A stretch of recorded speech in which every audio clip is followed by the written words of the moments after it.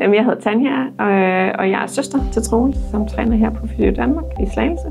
Han fik en hjerneblødning tilbage i november 19 og er her for forhåbentlig at genvinde standfunktion og gangfunktion. Det er i hvert fald hans store håb. Det har været et langt genoptræningsforløb for Troels.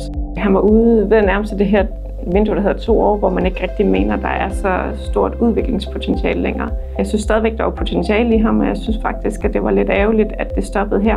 Så jeg var specifikt ude at lede efter nogen, der havde noget videnskab om neurodelen i genoptræningen. Og så fandt jeg det her sted. Han kommer 2 gange om ugen og kommer op og træner en time i robot. Og efterfølgende så laver de noget styrketræning for at opbygge muskelmasse på hans ben.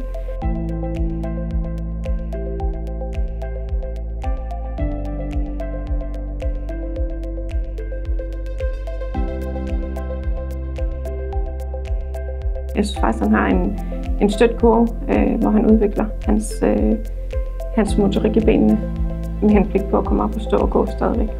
Altså, det har gjort meget, både for det derhjemme, i form af, at han kan klare sig bedre med mindre hjemmehjælp.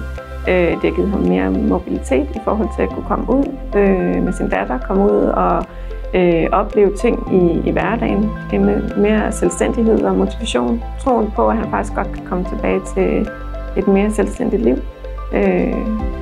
Han kommer op med godt humør og møder andre mennesker, ligesindede, som også må kæmpe sig tilbage til en anden hverdag igen.